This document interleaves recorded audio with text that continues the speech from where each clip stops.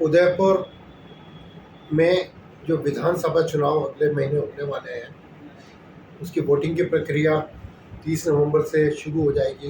नामांकन वगैरह की भारतीय जनता पार्टी और कांग्रेस दोनों ने कमर कस रखी है, मगर भारतीय जनता पार्टी उस रेस में थोड़ी सी आगे निकल गई है, क्योंकि अभी तक कांग्रेस का प्रत्याशी डिक्लेयर नहीं हुआ और भारतीय जनता पार्टी से ताराचंद जी जैन, जो कि भारतीय जनता पार्टी के बहुत पुराने कार्यकर्ता हैं, और सबसे बड़ी बात है कि 7 नवंबर को ताराचंद जी 70 साल के होने वाले हैं और उसी महीने में ये चुनाव लड़ रहे हैं। बहुत लंबी प्रतीक्षा की है इन्होंने विधायक के चुनाव को लड़ने के लिए, लंबे समय से इस और प्रयासरत थे। नगर परिषद में और पार्टी के अंदर विभिन्न पदों पर रहे हैं। गुलाब चंद जी कटारिया महामहिम असम के राज्यपाल, जब से राजनीति में है तब से ताराचंद जी उनके बहुत नज़दीक रहे हैं। उनका फाइनेंस का काम, जो ऑफिस बना हुआ है पार्टी का, वो भी आप ही की ज़मीन द्वारा दी हुई ज़मीन पर बना है। और आज भी आप पार्टी के जो बिजली पानी का बिल है वो आप ही पे कर रहे हैं वहाँ पे। मगर एक समर्पित कार्यकर्ता है। तो हम ये जानते हैं ताराचंद जी से कि जो पार्टी ने उनको ये दायित्व सौंपा है, तो वो इस और जो दायित्व को निभाने के लिए आगे बढ़े हैं, उन्हें स्वीकार किया, वो नामांकन करने जा रहे हैं। क्या उनके मन में है उदयपुर शहर के लिए? पहले तो मैं कहना चाहूँगा कि आपने 3 बातें कही कि पार्टी का प्लॉट मैंने नहीं दिया है, पार्टी की जमीन पर सरकार ने दिया है। मैंने भी उसमें, माननीय भंडारी जी ने भी, जब तक मुझे याद है, कि अपने जेब से कुछ राशि उस दिन नहीं, मतलब भूमि पूजन में दी थी। शायद वो जो राशि कुछ भी रही हो, उसी नाते मैंने भी उस कार्यालय के अंदर योगदान दिया था। मतलब मेरी ये बात क्यों फैली हुई है बाजार में कि वो आपके द्वारा डोनेटेड है? ऐसा है कि ये बात सही है। हाँ। कि लोगों में ऐसे कई भ्रम फैले हुए हैं जी।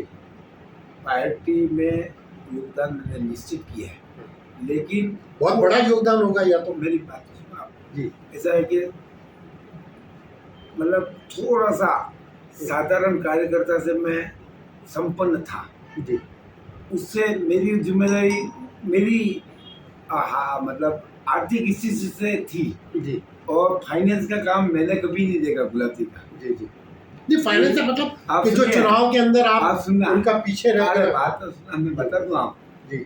मैंने हमेशा फील्ड के अंदर पार्टी जो जिम्मेदारी तय करती थी, जहाँ भी, जी जी, पूरे राजस्थान को मैंने पिछले 3 वर्षों में देख लिया। उदयपुर जिला पूरा मैंने राजनीतिक दृष्टि से पार्टी का काम, जहाँ जिम्मेदारी दी, मैंने एक क्षण भी ये नहीं कहा कि कोटरा नहीं जाऊंगा, दरियाबाद नहीं जाऊंगा। जब दरियाबाद जिला था तो पहली बात तो पार्टी की प्रॉपर्टी पार्टी की थी, मेरा योगदान उसमें अन्य कार्यकर्ताओं से थोड़ा ज़्यादा हो सकता है। जी जी। पार्टी का ये बात सही है कि लाइट बिल पार्टी के बिल पार्टी जमा कराती थी, लेकिन कई बार ऐसा होता था पार्टी की कोष में नहीं, एक आध बिल मैंने जमा करा दिया और मैंने कोई पार्टी पे ऐसा नहीं किया। सर, मैं तो वो बात कर रहा हूँ जो बातें जनता के बीच में हैं।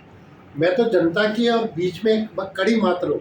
मैं अपनी तरफ से कोई बात नहीं रख रहा, जो जनता में बात गई हुई है मैं वही। ऐसा है कि पार्टी का इतने वर्षों के समर्पण ने ही, जी, इतने वर्षों के समर्पण ने ही करोड़ों रुपये पार्टी को देने वाला, ऑफर देने होगी, ये सब का होगा।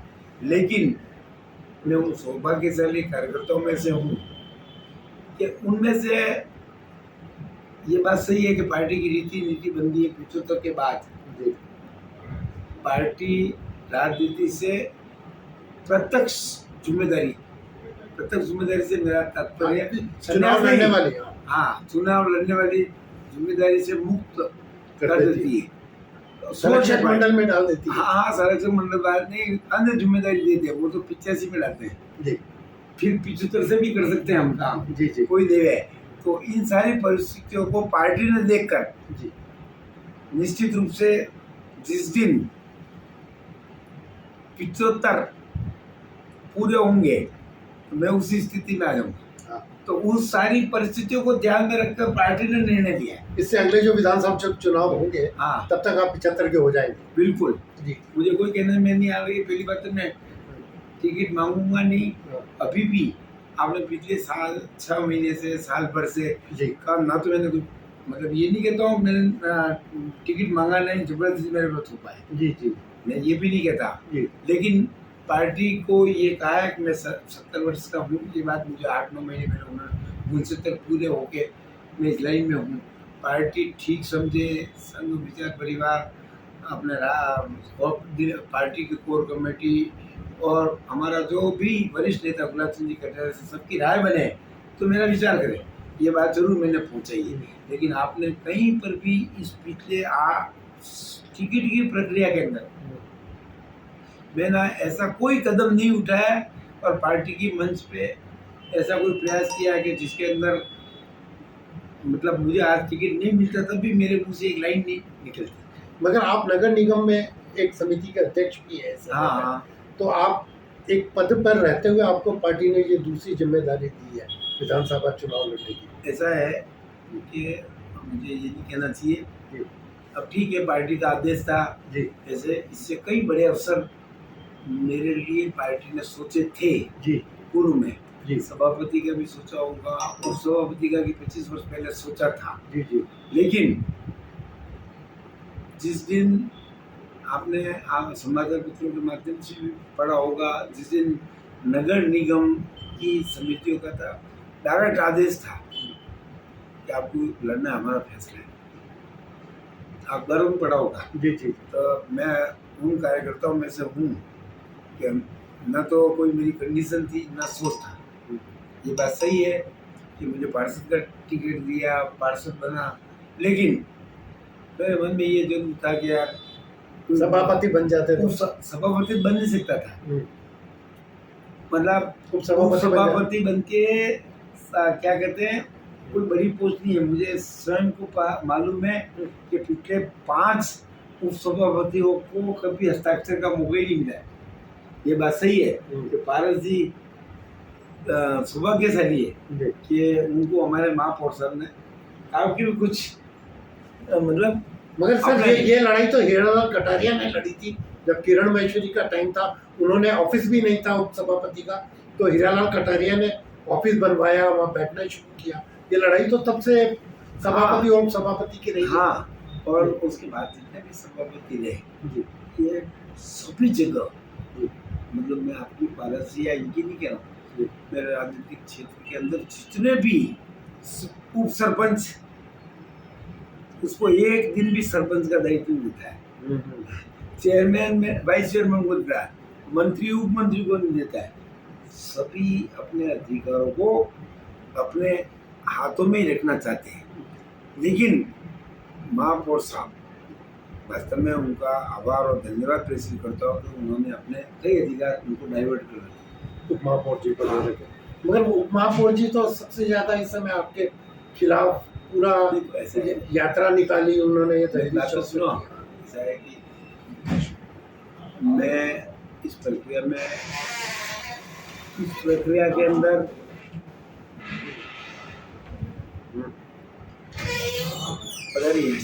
बता ये हमारे हाँ, ऐसा है कि ये बात सही है कि प्रत्यक्ष मैंने ऐसा कोई वातावरण न तो ऐसा कोई बनाने का प्रयास किया कि मैं ही उम्मीदवार। आपने इसके गवाह पूरी मीडिया है। अब ये बात सही है कि प्रकार पारस जी को 100% अपेक्षा थी, लेकिन मुझे लगता है कि मेरा तो अंतिम चांस है। उनके लिए कई द्वार खुले हैं, इस पार्टी को कंसिडर किया तो उनका स्वाभाविक रूप से आक्रोश होना स्वाभाविक नहीं। मगर लोग ये मान रहे हैं कि आपसे ज़्यादा पॉपुलर शिरमाली जी हैं, प्रमोद सांबर हैं, भारत जी है, उसके बीच में सिर्फ एक यही क्राइटेरिया आपके लिए? अच्छा, एक बात बताओ जी सर।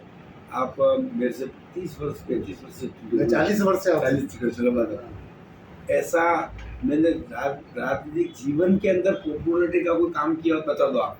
नहीं नहीं, आप बता दो। पदों पे रहे हैं, पदों में हाँ। काम किया है आपने, जनता आपको जानती है, मगर ये जो लोग मानते हैं, जो लोगों में बस आपने एक लाइन में बोल दिया, आपने क्या बोला, हम जानते हैं वो मानते हैं। हाँ उसी में उत्तर सीमित है। मैंने राजनीति के जीवन के अंदर कोई प्रयास हाँ ऐसा किसी पद के लिए इस प्रयास के अंदर किया ही नहीं। अब उनके मन में ये जरूर था कि हम उनके उनमें से होता है आक्रोश, स्वाभाविक प्रक्रिया का भाग है, क्योंकि उनको निश्चित रूप से, और मैं ये बात निश्चित रूप से जानता हूँ, पूर्व में भी कई बार का वो समर्पित संघर्ष के कार्यकर्ता रहे, आक्रोश कम होगा, झगड़ा होगा, उस संगठन की लाइन से मेरे सपने में भी नहीं आता है वो ऐसा कर सकते हैं। तो आपकी कोई बातचीत हुई अभी इन दिनों में, जब से ये टिकट अनाउंस हुआ उसके बाद से? ऐसा है, मैं भी उनको वर्षों से जानता हूँ। जी जी, मैं जब जिस दिन पहली बार जिला अध्यक्ष था, पहली बार वो पार्षद बने, जी जी, उस दिन से जानता हूँ। तो मैंने आपको आज भी कहा मेरे छोटे भाई जैसे ही है, कोई तकलीफ नहीं है, पर मेरा ऐसा सोचना है कि हमारे पार्टी के वरिष्ठ लोग हैं, उनका थोड़ा सा उनका आक्रोश ठंडा हो जाए ना आप मिला। जी जी, नहीं मगर पार्टी में जो इस तरह से टिकट हुए हैं, चाहे राजसमंद में दीप्ति के खिलाफ है, चाहे चित्तौड़ में, ये एक तरह का जो आक्रोश है सब जगह ये पनप रहा है। आप एक मत जी सर कि 6 तारीख के बाद, नॉमिनेशन के बाद 90% आक्रोश खत्म हो जाएगा।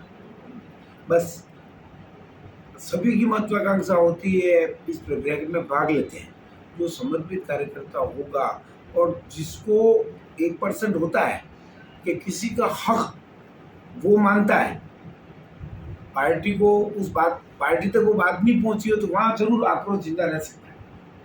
1% बाद में आप कहीं नजर नहीं आएगा, आप इसे 2-4 दिन के अंदर ऐसा देखोगे। पार्टी शोभा कैसा नहीं है कि कांग्रेस तो अभी इस बात से भयभीत है कि उस आक्रोश का मुकाबला कैसे करेंगे, तो टिकट देने की हिम्मत नहीं कर रही है। जी, मेरी बात समझ गया। अब एक चीज और बताएं जैन साहब कि अब आप क्योंकि विधायक का चुनाव भारतीय जनता पार्टी से लड़ रहे हैं, टिकट आपको मिल चुका है, आपके मन में क्या कल्पना है कि उदयपुर के अंदर आप किस तरह की घोषणा करवाना चाहते हैं? देखो जी, मैं मेरी बात आपको बिना घोषणा के, इस शहर की एक ज्वलंत समस्या थी, आवागमन के अंदर ट्रैफिक की बहुत बड़ी समस्या थी। पिछले 4 वर्षों के अंदर बिना घोषणा, मतलब जो एलिवेटेड रोड आदरणीय गुलाब चंद जी कटारिया ने उसको स्वीकृत कराकर 400 करोड़ रुपए केंद्र से लाए, वो फाइल जिंदा दफन हो गई। उसके लिए तो कौन जिम्मेदार है? वो आप मेरी बात तो सुनो, अब व्यापारी होंगे, उनको समझाने में असफल रहे होंगे जी, कोर्ट से स्टे लाए होंगे जी, अब लाने के बाद उस फाइल को वापस जिंदा करके, और आज उस स्थिति पे मैं ले आया था जी। हो सकता है कि अगर आज आचार संहिता नहीं होती तो उसका टेंडर हो जाता। डीपीआर बन चुकी है, और सबसे बड़ी बात, उसकी पहले 2.25 किलोमीटर लंबाई थी, अभी 2.6 है। अभी नटराज की जगह अपने वहाँ रेलवे स्टेशन और इधर कलेक्टर निवास से, मतलब कलेक्टर ऑफिस से निवास तक बढ़ेगा, और उसकी लागत आधी।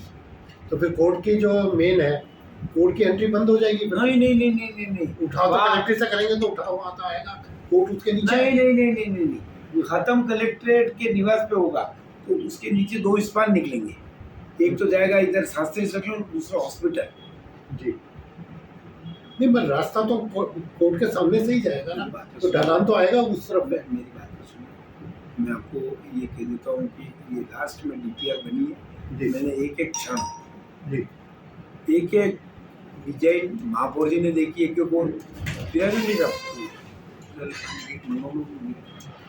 उसमें से मुझे नहीं पता कहाँ उतार होगा वो सारा डिजाइनिंग, क्योंकि मैं तो उसको देख सकता हूँ, टेक्निकल तो महापौर साहब है, तो उन्होंने बहुत सोच समझ के इन सब चीज़ों को बारीकी से देखा होगा। दरअसल ये आप निर्माण समिति से जुड़े हुए हैं।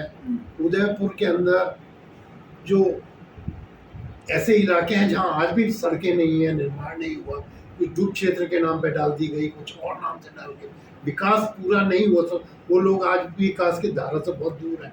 शहर तो बन चुका है किलोमीटर तक, मगर वहाँ आज भी सड़कें नहीं है, मूलभूत सुविधाएं नहीं है। उसके लिए आप क्या तो मैं आपको एक बात बता देना चाहता हूँ कि शहर के अंदर एक ट्रैफिक की, मैं साल भर से 1.5 साल से ये पीछे ही मेरे ये लिंक रोड इसी बोर्ड नगर के परिषद के पीछे नहीं बनी है। ये लिंक रोड अभी इसी पर बोर्ड में बनी है। इसको आगे लिंक रोड को आगे बढ़ाकर जी उसको डायरेक्ट शास्त्री सर्कल से जोड़ रहे हो। जी और एक बिल्डिंग जिसको हमने मनाने का खूब प्रयास किया है कि भाई तेरे को जमीन के बदले जमीन दे देते, नगर परिषद की पीछे वाली कहीं वो मानने को किसी कीमत पर तैयार नहीं हो। उसके लिए अब इक्विजेशन की कार्रवाई करके उसका अवार्ड जारी करने का प्रोसेस चल रहा है। तो उससे ये ट्रैफिक कम हो जाएगा। दूसरा, ये एलिवेटेड रोड अगले चुनाव तो मैं नहीं कह रहा, 2 साल 2.5 साल के अंदर कंप्लीट हो जाएगा। उदयपुर में हाईकोर्ट बेंच की स्थापना एक बहुत बड़ा मुद्दा है। काफ़ी लंबे समय से लड़ाई लड़ी, शांतिलाल चक्को वगैरह इन्होंने बहुत किया, मगर अभी तक भी हाईकोर्ट बेंच से महरूम है। ऐसा ये बात सही है, इसके लिए कांग्रेस जिम्मेदार है, क्योंकि मुख्यमंत्री अशोक गहलोत साहब अपने गृह क्षेत्र के अंदर के विरोध, जनता की सुविधाओं को नज़रअंदाज करके अपने मिलने वाले सभी एडवोकेट्स के दबाव से इस कोर्ट को रोका।